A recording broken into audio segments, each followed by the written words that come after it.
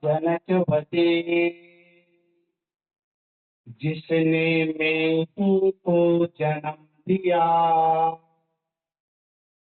माता जनकवती की गोद में ऐसा खेला लाल, जिनकी अमृत वाणी सुनकर दुनिया भई निहाल। मेरा मुझ में कुछ नहीं, जो कुछ है गुरु तो तेरा तुझको सौंपते, क्या लागत है मोर। तेरा तुझको सौंपते, क्या लागत है मोर। सर्वप्रथम मैं सर्वत्र विराजमान 20वीं सदी के महान संत, जिनका कहना था, जिनका वाक्य था, जाहि स्वर चले ताहि पग आगे दी गए, एक टक्कर कालों से ले गए। कालों से टकराने वाले संत अपने भक्तों को हर संकटों से बचाने वाले सदगुरु को मैं बारंबार नमन करता हूँ। उन्हीं के हृदय अवतार संत सम्राट महर्षि साहिब स्वामी जी महाराज को मैं बारंबार नतमस्तक करता हूँ। संत मत के महान विभूति पूज्यपाद महर्षि दिनेशानंद प्रमोद जी महाराज के श्री चरणों में नमन। पूज्य स्वामी पटेल जी महाराज के श्री चरणों में नमन। पूज्य स्वामी निर्मलानंद जी महाराज, पूज्य स्वामी रविंद्र बाबा, पूज्य स्वामी अनुपानंद बाबा, पूज्य स्वामी मोती बाबा और विद्वान मेल संचालक आदरणीय जय ओम प्रकाश बाबू, आदरणीय गोड्डा जिला अध्यक्ष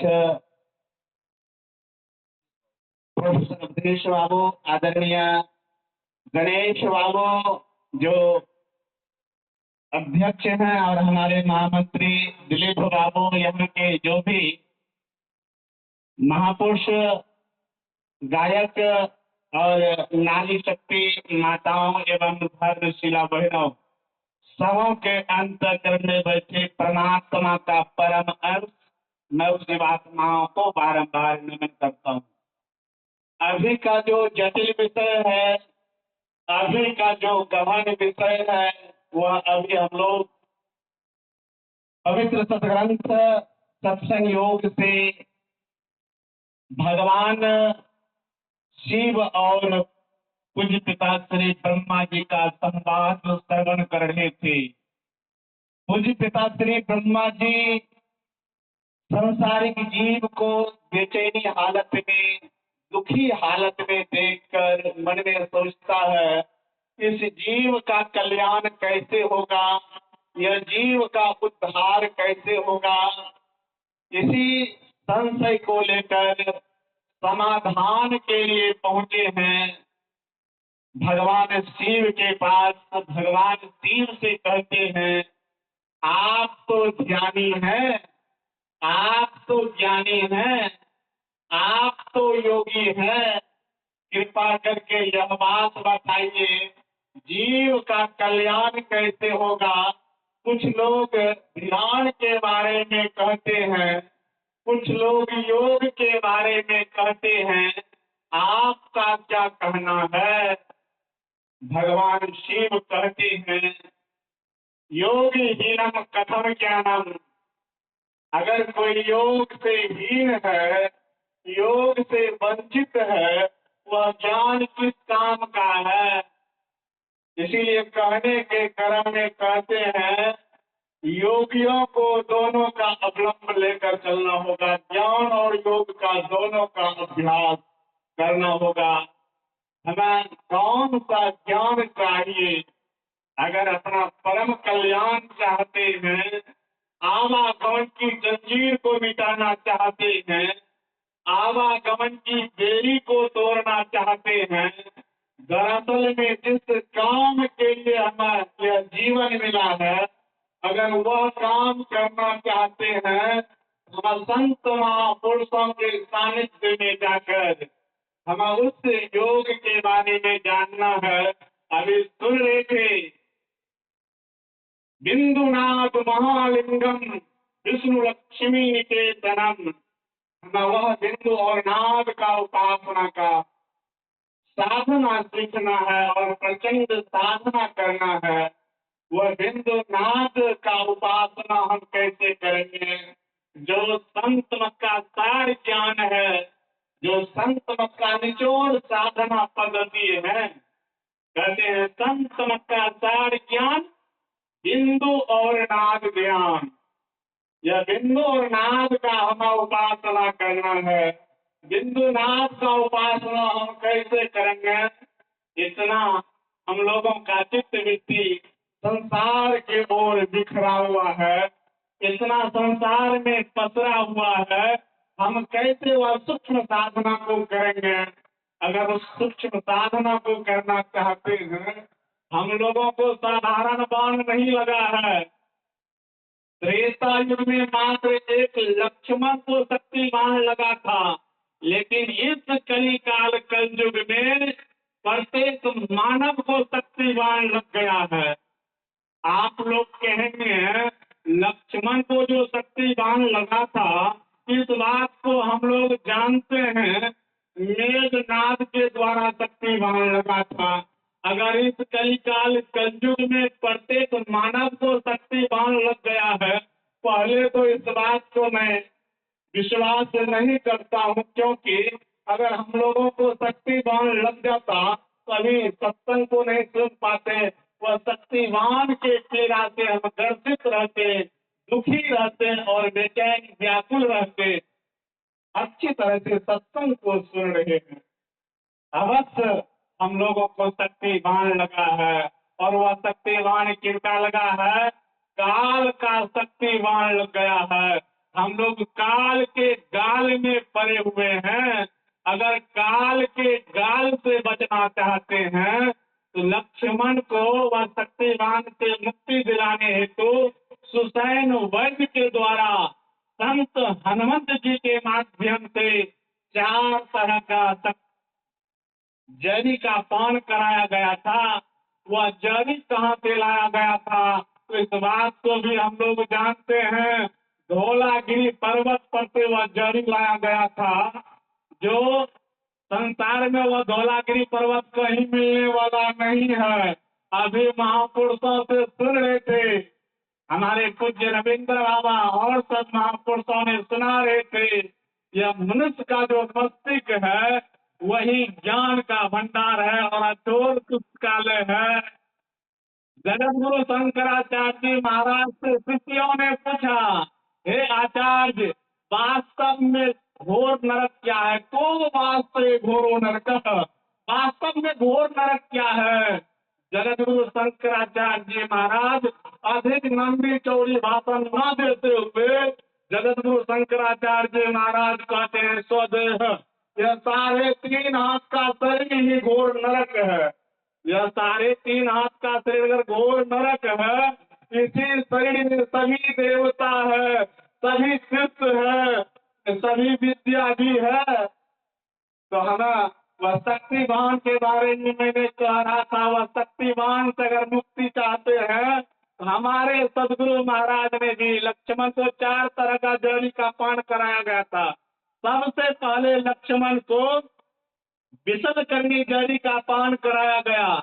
जैसे विषद करने का जड़ी का पान कराया गया, लड़ाई के क्रम में, युद्ध के संग्राम क्षेत्र में बहुत ढाल तलवार तीर धनुष लगा था। जैसे विषल हुआ, ढाल तलवार तीर धनुष में बीच चढ़ाया जाता था, पूरे शरीर भी शहीद हो गया था। जैसे विषल करनी जड़ी पिलाया गया, बीच से मुक्त हो गया। दूसरे नंबर में लक्ष्मण को 80 संचारनी जड़ी पिलाया गया, जैसे 80 संचारनी जड़ी पिलाया गया। लड़ाई के क्रम में, युद्ध के संग्राम क्षेत्र में हार पर मचरा गया था, टेढ़ा हो गया था, टूट गया था, वह सीधा हो गया। तीसरे नंबर में लक्ष्मण को स्वर्ण करनी जड़ी पिलाया गया। जैसे स्वर्ण करनी जड़ी पिलाया गया, लड़ाई के क्रम में जो बहुत ढाल तलवार तेज धनुष लगा था, पूरे शरीर में घाव घूस का दाग पड़ गया था। जैसे स्वर्ण करनी जड़ी पिलाया गया, सोने ऐसा सुहावना शरीर हो गया।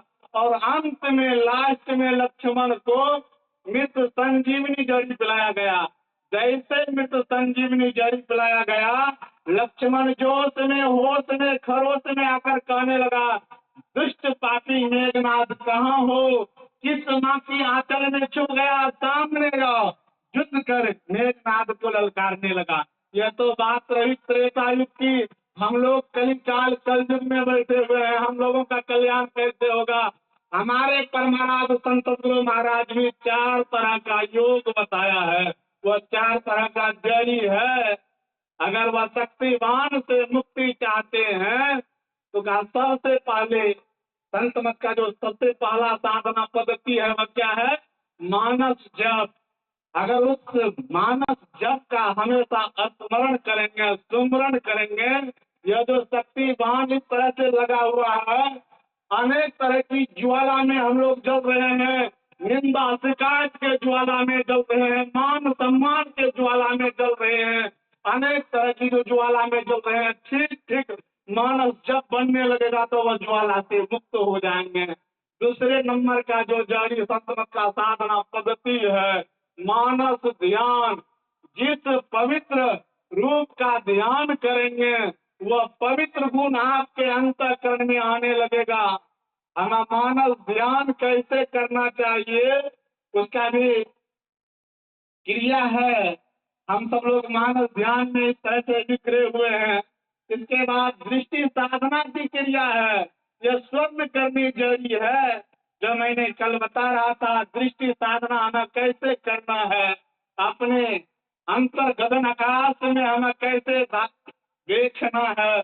और हमारे प्रोफेसर जो है न्याय संचालक ओम प्रकाश बाबू और अनुपानंद बाबा, ये सब जो सुना रहे थे कि हमें दृष्टि साधना, यही तो संत मत का सार ज्ञान है।